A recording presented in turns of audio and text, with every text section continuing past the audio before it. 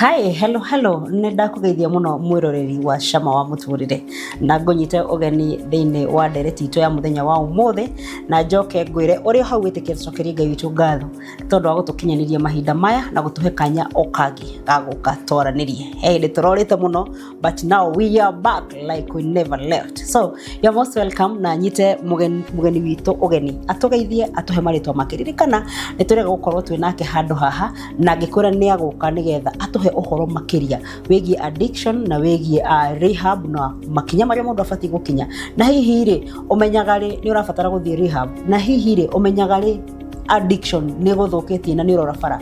Tũgeithie nĩgetha tũthiĩ na mbere no twĩre kĩrĩa watũrehere. So my name is Julius Gitonga. I manage a facility in a rehab center called New Chapter Place.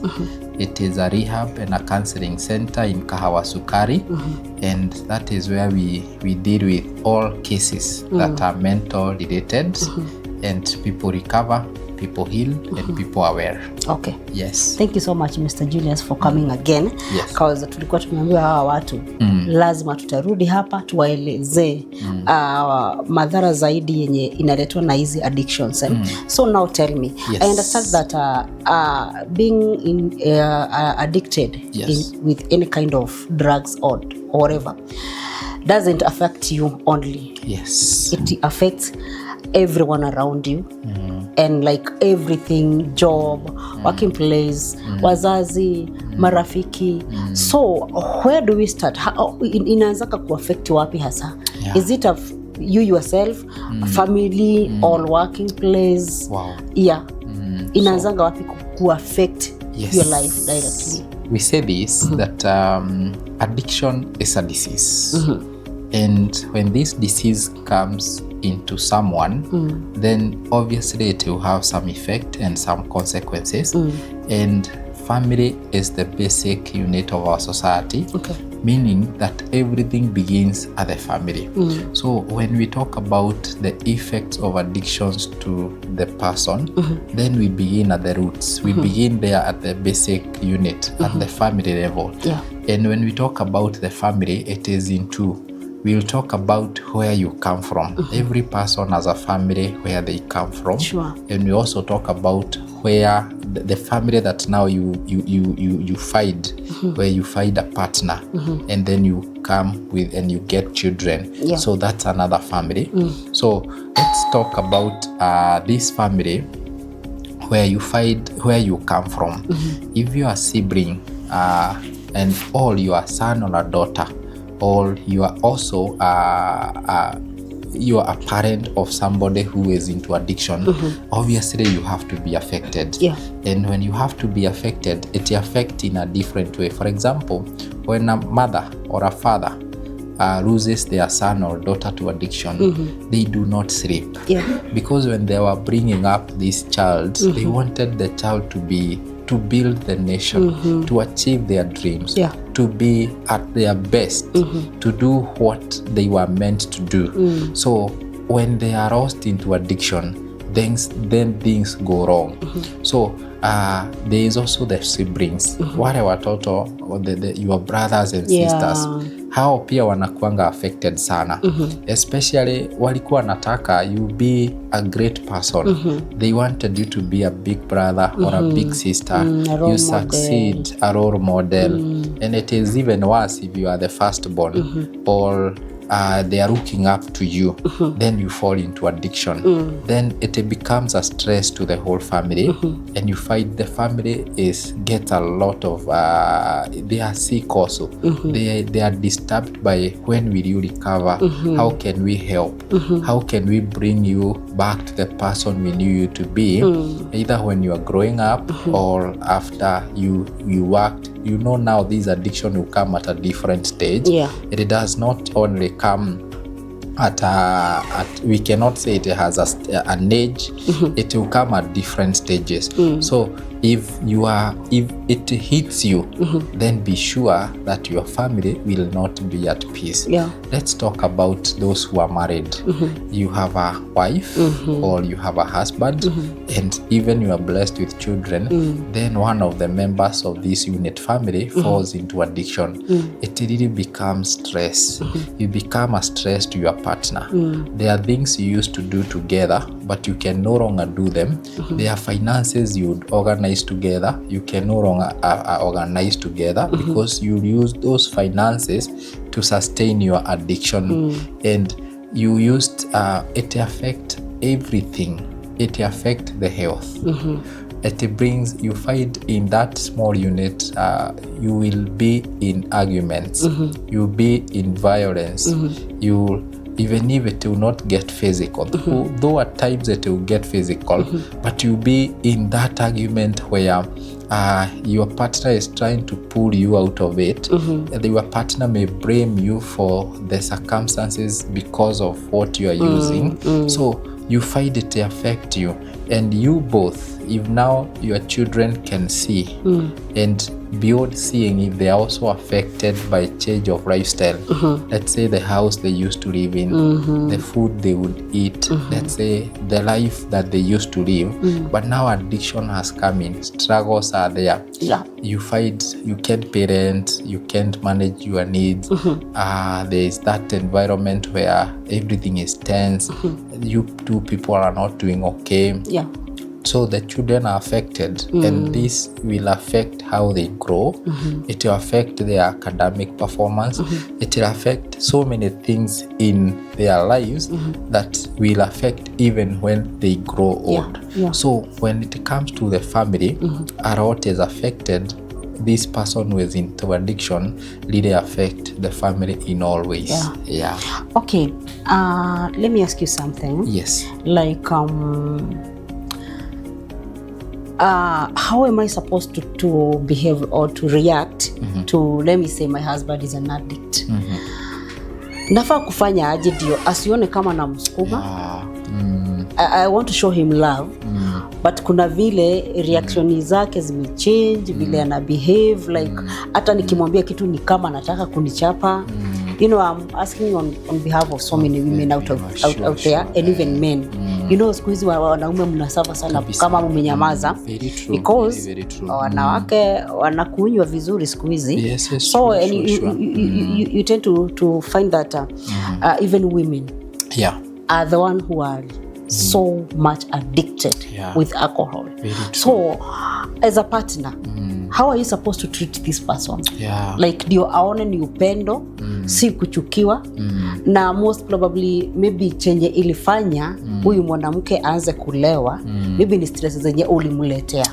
And now you feel everything is affecting the whole family, and you don't know how to deal with it. How am I supposed to do?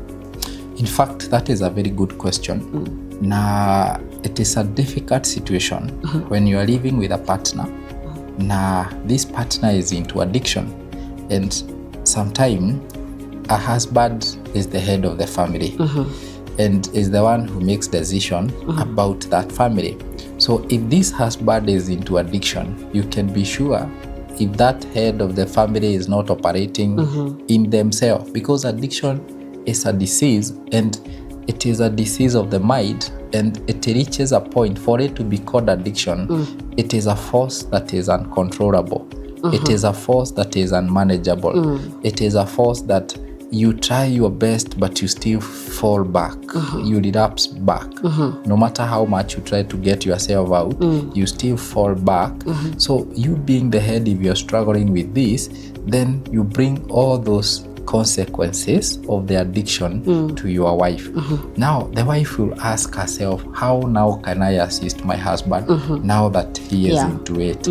And I have seen families to date that the wife who did nothing, that addiction went on, especially alcoholism, it went on, and when it has health consequences, which we should talk about, and you find the liver gets destroyed, kidneys get affected, the mind get affected, and this organ with continued use of this alcohol, one day they crash, and once they crash, they come with terminal diseases and all death. So I have seen women who keep silent about it, their husband dying. But now, because of the generation that we have now, and because of the viewers who are watching us today, it is good I talk something small about what such a wife can do.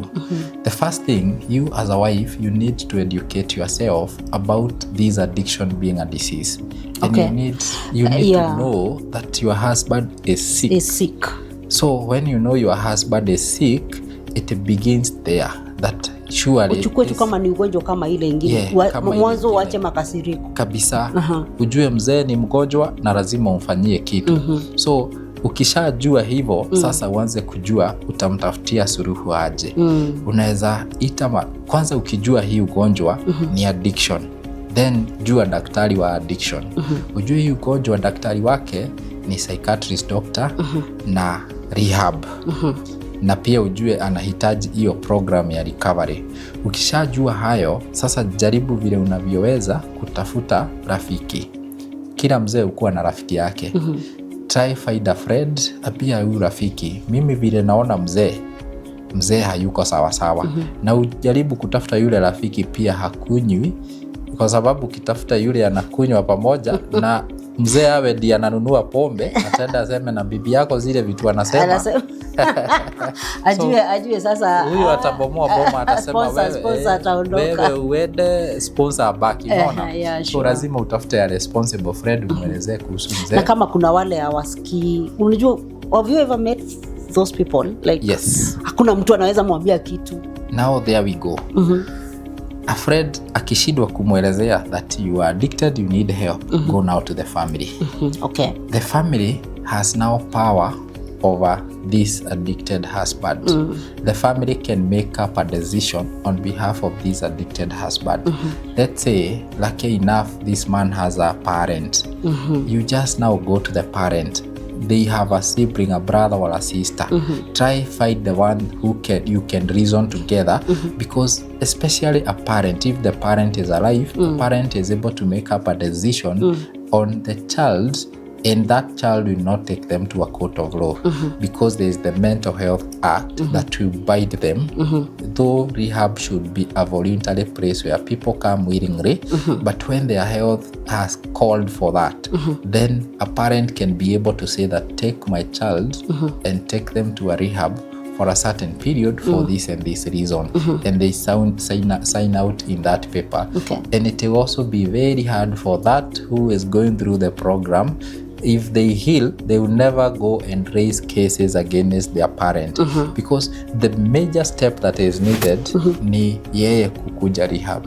Akishaingia pale, sasa if the rehab is good, it will be able to help him settle up and know I am affecting my family through this issue of addiction. So the rehab will be able to help him to know how he is affecting the family, his job, his everything in life, so that now he does the program. The biggest challenge is between getting the person to the rehab.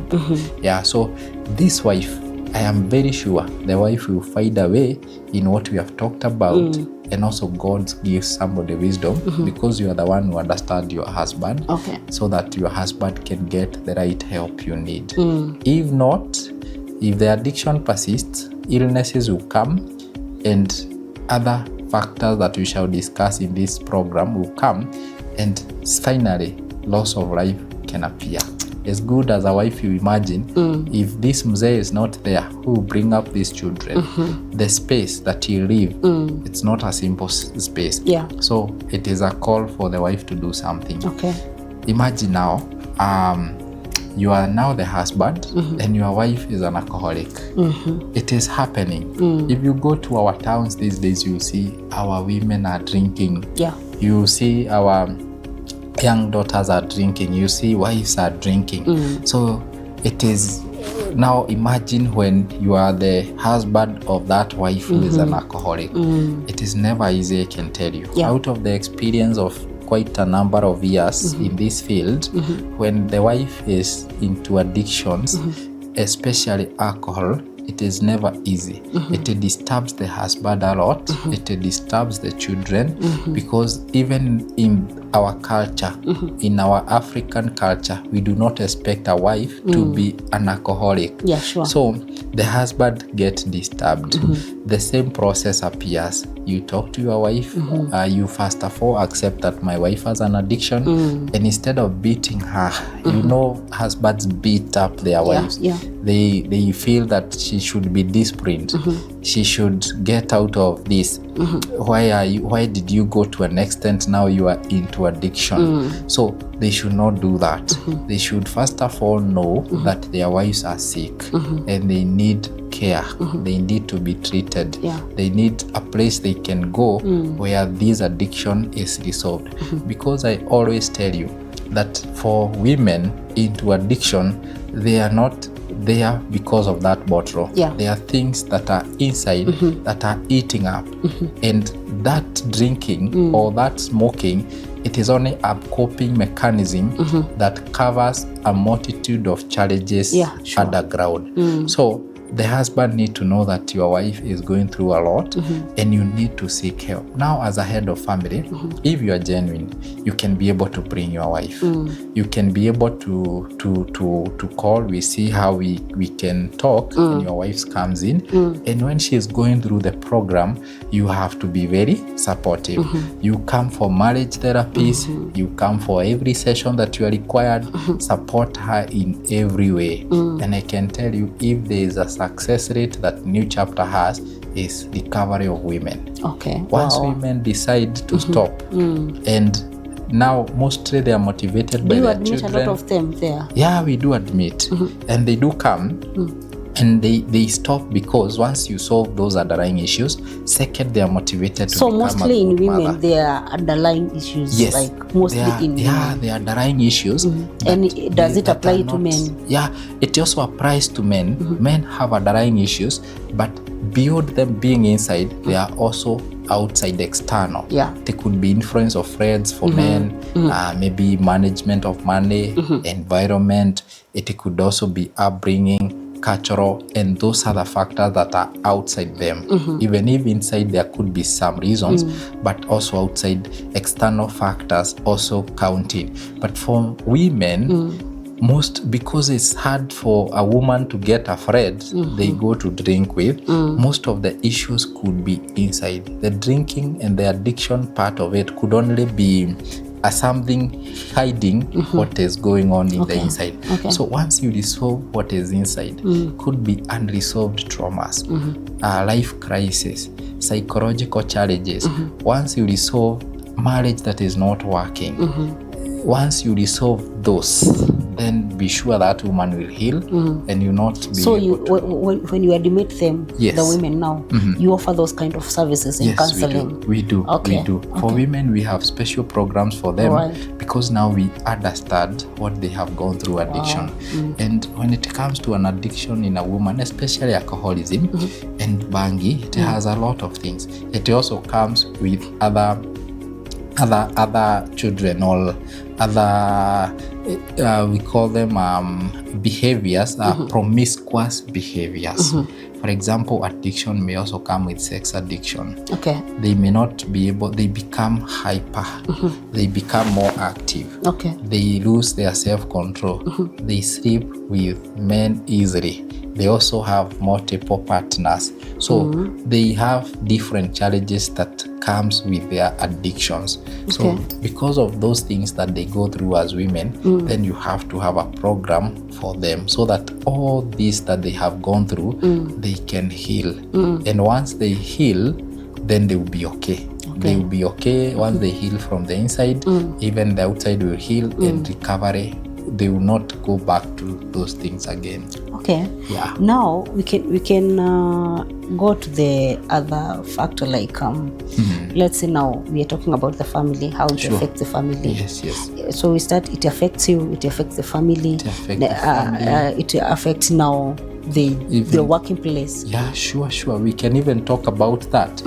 Let's talk about how it affects the workplace. When somebody is addicted and they are working somewhere, you can be sure that low productivity raw resorts. The boss or the manager will always keep on telling them, you have not done ABCD, you have not hit a deadline in ABCD, you have not delivered as per the expectations. These people also have issues of missing work. Mara auntie amekufa, wacha niende mazishi. Mara shosho, mara so and so ni mgonjwa. They have reasons to cover up for missing work. You see, also the way they use finances, you know, once they are into addiction, they feel a bit high. Once they use their pombe, whatever they use, they feel a bit high. So tomorrow, when those things are out of their body, that is when now the stress comes back and they say, I earned this figure.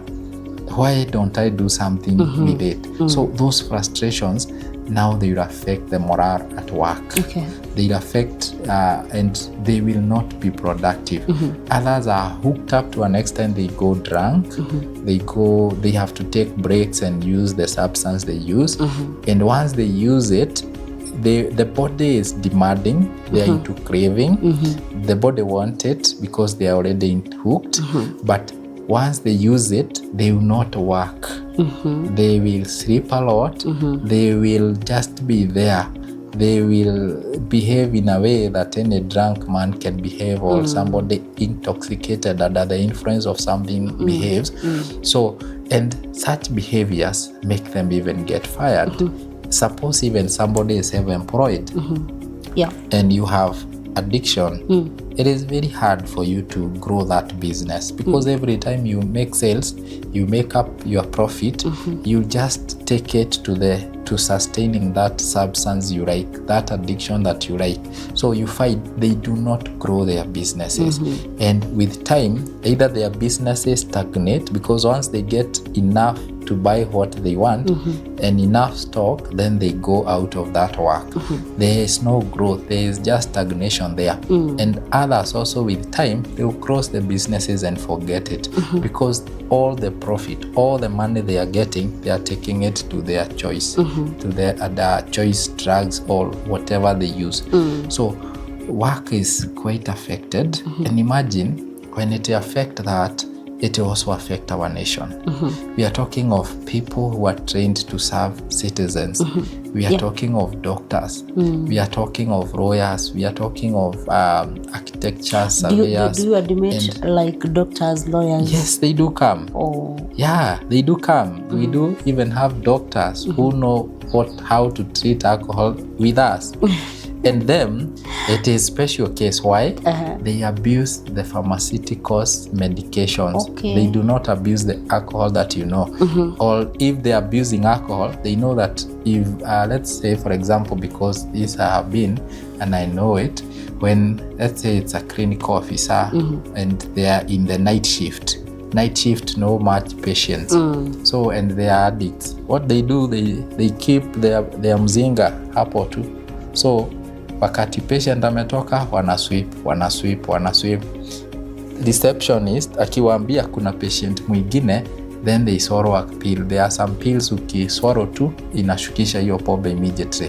Then they listen to you. You are the patient, you talk, and afterwards they still continue to do the same. But be very sure it will be noted in their diagnosis. It will be noted by their manager. It will also patient who are regular there. Inaenda ikienda. So these people that we are talking are in addiction, are young people. They are in school. They are supposed to gain skills to serve our nation, to serve our nation and the world. So it generally affects, this addiction will affect the country, because the output, the input of the government, the input of the parents towards these people is not the output, because they are supposed to be professionals, they are supposed to be skilled people, they are supposed to do every job, even unskilled and all that. The youth are supposed to learn skills and serve the citizens. So if they're into this addiction, you find the government will spend money to give them the skills and education, but they will not work so that they can grow the economy. The government will also spend a lot of money in the health issues. Those who are it is also another point we discuss about health. How does addiction affect your health? Yeah, sure. So those who are into addiction, the government will spend a lot of money treating them. Maybe they have issues with their kidney, they have issues with their liver, they have issues with their mind, they are not well up. So the government has to spend money in treating them, money that could have gone to other development. Yeah, so how does addiction affect your health? That is a very good question, and it affects a lot in terms of different drugs affect different parts of the body. And I like it that these days our country, any smoke, any tobacco substance, no matter how it comes, they come hidden in different sweet names, and even they are flavored, and you may even think Vero is a very nice thing, but all it's tobacco. So when it affects the tobacco, they write where it affects. It has quite a lot of cancers it will cause. The liver, the lungs, and it will affect your throat. It will give you so much. It will affect even your nails, your mouth, and everything. When it comes to bogoka, it will affect your teeth, your dentals. When it comes to the alcohol, it will affect your kidneys and the liver. It will affect every substance. First affect the mind, your good brain, the brain that should be productive, the genius you are, the sharp person you are, the great person you are. It will affect that brain that should bring up that person who is talented, the professional you are. So you find that will be affected, and you lose your health slowly by slowly. Sometimes people say, I may use bangi, but I'm still okay. Give them time. It will come to kuripua their mind. Give them time. Those who are using alcohol, it will come to cause them diseases. And those diseases will lower their productivity. Instead of working, they will be bedridden somewhere because they cannot continue working. So health-wise, these drugs deteriorate. They take out the good health you have. They leave the body with low immunity levels, and the body will be attacked by any diseases. Take even this promiscuous behavior that I was talking about. People who are into addiction are, because of that feeling they are not in control of their lives, and the frustration that they are going through, and the things that they are going through, you find these people, they make poor decisions. Even I see the police reminding us, don't drink and drive because of poor judgment. So people make up wrong decisions, and they end up getting diseases they could not have gotten. When they are intoxicated, when they have used that substance, it goes and gives, though these substances are hallucinogens, they exaggerate the brain and the way you think. They give you the way you view things, the way you make up your decision. So you find even sexually, people are not responsible. Diseases flow among people who are into addictions, the things that you could have taken care of. So health-wise, people are affected. Now, you've talked about how addiction affects me, family, and workplace. What about social life? Social life is very much affected because when it comes to social life, you lose the good friends. You lose the productive friends. The friends that you could have gone in a certain mile with. Friends you schooled together, friends you work together with, friends you live with. Because when you get into addiction, you ask for money from them, you don't return. You don't keep your end of the deal. So they just know that you are into this, so they just keep off. So when you lose such good friends, now you gain the others, the other guys who are into addiction like you, and a person would have ended up doing so great in their careers, in their talents, in their academic world, and in so many ways you could have succeeded, you end up not achieving what you meant to be. So socially there is a lot that you lose, and this doesn't come without a price. What about spiritually? Spiritually again, I would also say you lose a lot. Our African parents bring up in a way that we fear God. They bring us in God's house. So once you start the addiction, something will take you out of it. It will take you out of the church. It will take you out of the godly teachings. And now spiritually you start now taking your heart to feeding your addiction. The addiction now to feed your spirit, and you become even frustrated to your creator, because there will come a time when you want to stop, and you tell God, I want to stop this, but you are not patient for God to work out on you. So spiritually you also lose. These guys who are into addiction, on Sunday is when they drink a lot, is when they do all Saturday night now. Kuamka Saturday inakuwa issue, na wakiamka pia hangover, sick call, they still do the same. So spiritually you also lose a lot. And even emotionally. Emotionally meaning that your mind should be sober, but now you have gotten yourself into something that it's a craving. It is a craving that keeps on disturbing you. You are not in control of your mind. You are not in charge of your decisions. You decide A, but you meet yourself doing B. So that part also disorient your life completely, because when you try the right thing, then you find yourself in this other side. Somehow it's human to get discouraged, to have despair. The challenges that you have gone through in this life of addiction, they tear you down.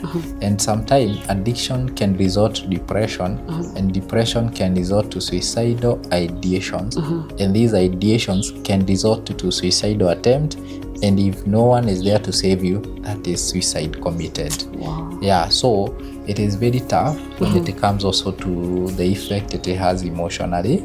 You break your family, you break your marriage. And you are still feeling bad about it. Yes, you are feeling bad about it. You separate with your wife, your family, your mother, your siblings don't want anything to do with you, because you have been given chances and you have not taken you have not given the results or the expectations that we had on you. So it also breaks you in a very bad way, and that frustrations, that failures that you have gone through, they leave you not okay. Look at even our young people. When it comes to the young people and their education, I look at them, their aim is to become that nurse that you want to become that skilled person, to become that professional you want to become in college. But when addiction strikes, you don't go to classes, you don't do exams, you don't finish your semester.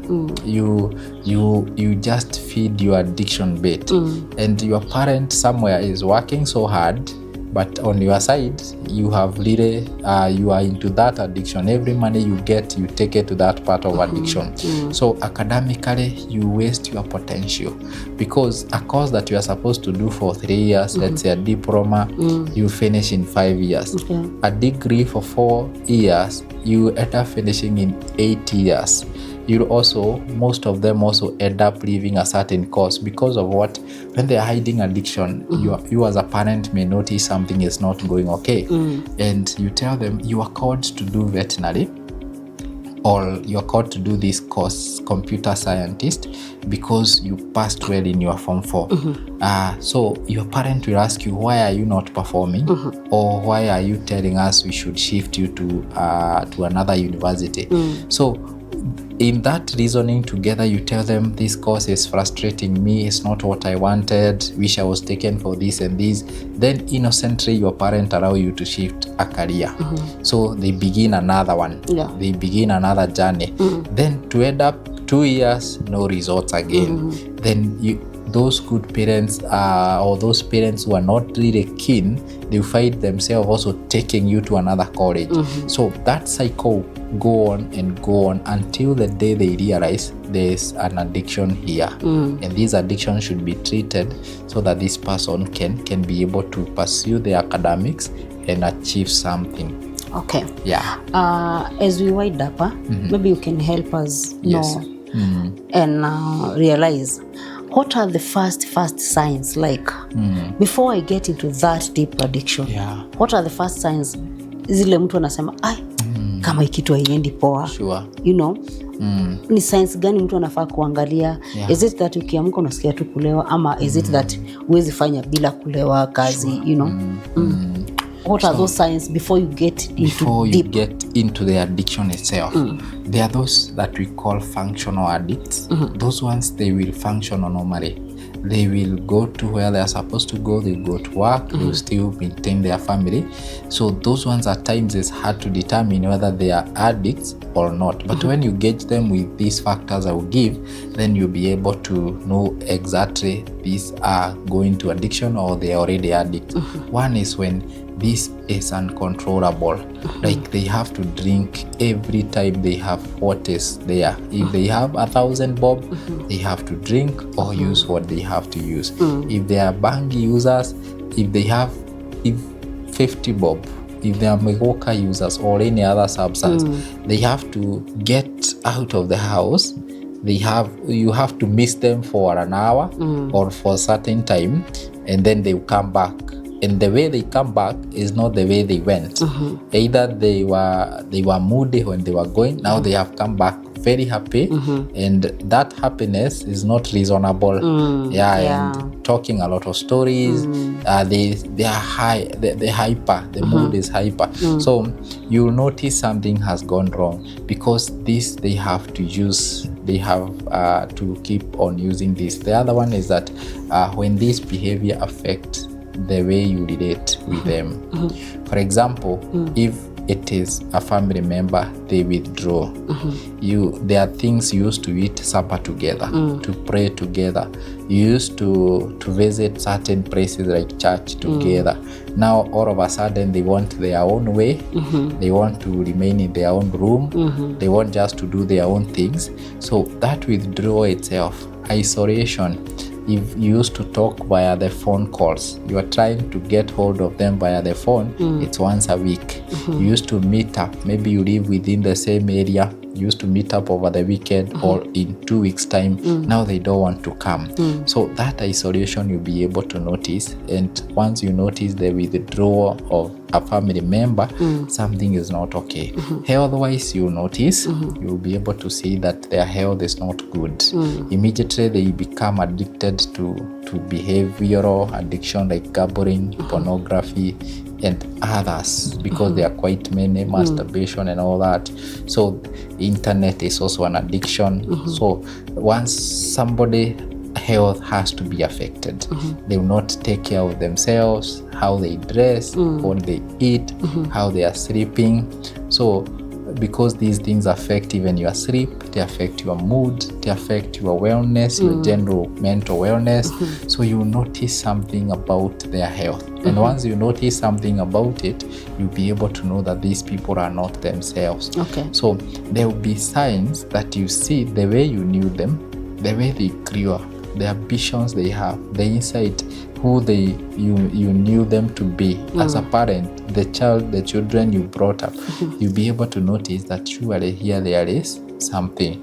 And if this occurs, these factors keep on reoccurring, and sometimes even there are people who this month they have a salary, they drink it for 1 week, then the salary goes, they are sober for another 3-4 weeks.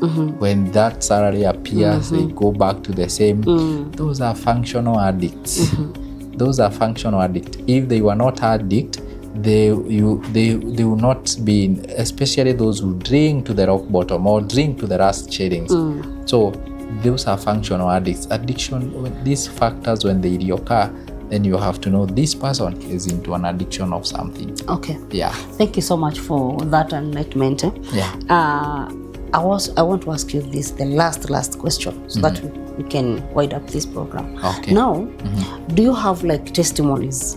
Okay. Like you have some people walipitia tu facility yako, and they can come here and say that I was like this, you know, like we need to see. Yeah, sure. It's not just hearing, like we want to see those people. Do you have them that tutawaleta hapa wakuje waketi kwa hii kitu waseme mimi nilikuwa, so that our next show will be your testimonies? All right, thank you. That is a very good question. What I can say is that we do handle 100 people and over every year, and out of those 100, 90% of them are doing okay. Some even are outside the country. Some have in school, others have gone back to their jobs, others have kept businesses, and they are doing very well. But now you find that rehabilitation, it is a very confidential and private matter. So only the family knows you are there, and us as the clinical team. So unless the client himself want to testify, which maybe we can talk to a few and they can give us they can give their story, that we'll try to do. And if we get one who want the story to go to the world, because I know this channel is watched by people who are in US, by the whole of Kenya. So if I get one who is willing to do that, then I'll do it. But one thing I can tell our viewer is this, that if somebody and also you can tell them as you talk to them, we also hide the face, or we nacheza na sauti. Okay. That is okay. Another thing is this, if any of our viewer would want to talk to somebody who has gone through the program, just to talk to them, ask them about their testimony. If, let's say, a mother has a son who is going through addiction, and this mother would want us to introduce that son to somebody who was also like that, but they have recovered, that is very possible. A parent, I can introduce a parent who have handled somebody, a child in this addiction, to talk to another parent. That I can. When it comes to those arrangements, those are very possible. But I also, because now we have begun a journey together with you, I also try to get somebody who you can come interview, somebody who will be courageous to share their story and tell you the real life of addiction. Mine, I'm only saying as an expert, but for them they will say how deeper they were and how they were able to get out of it. Thank you so much, Mr. Julius. And I would like you again to give us your number, tell us about the location, how, kama mtu nataka kukuja, how do I get to you? All right. Wow, thank you so much, our viewer. I know you have learned a thing or two about how addiction affects someone's life. I would like to say our numbers are 0722 777 955. Again, 0722 777 955. But also the editor of the program will put that number there. And the name is New Chapter Place. The location is in Kahawaskari, Murang'a Road, Riverside Court. And God bless you. Thank you so much. Asante sana. Let's go back nigetha tukiuge kwaheri kama kawaida uria tugukia mbere-ini. Karibuni sana huko kwa Shama wa Mũtũrĩre, na muthie na mbere na subscribe. Kama uko hapo, you have a friend, you have a son, a daughter, husband, a wife, even mothers. Nowadays mothers wanatuletea, even fathers. Mnaketi tu chini mnaona aina mzae hapa anatuletea hivyo, walete New Chapter Rehabilitation Center na watapelekwa tu polepole vile. Umesikia Mr. Julius amesema kuna wale wazee wako kule na wanawekwa vizuri sana.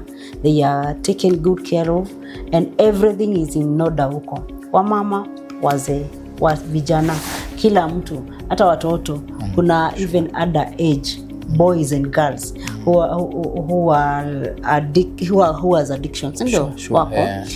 So bring them all here. Now I regret.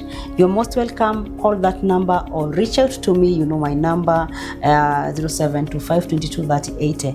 Itaandikwa hapo. So reach out to me, reach out to Julius na utasaidika sana. Thank you so much. Kama uko diaspora, tuko hapa juu yako. You know me, you trust me, right? Simranjua. So unaweza nituma, naweza enda nikuangalilie mtoto nione vile ako. Tuangalie, tukiwa na Julius tutajua vile tutafanya. Because Julius, kama kuna watu wako affected, ni wale watu wameenda kutafuta pesa kule diaspora, alafu wameacha watoto. Those kids are going through a lot because they are trying to cope with the situation, cope with the absence of the parents and all that, and they end up to get into those drugs. So if you're there, you have such kind of kind of case ama watoto wako namna hiyo, niambie. Tutajua vile tutaongelesha huyo mtoto, tutajua vile tutampeleka rehab na asaidike sana. So you are most welcome and God bless you. Bye bye for now. I love you all.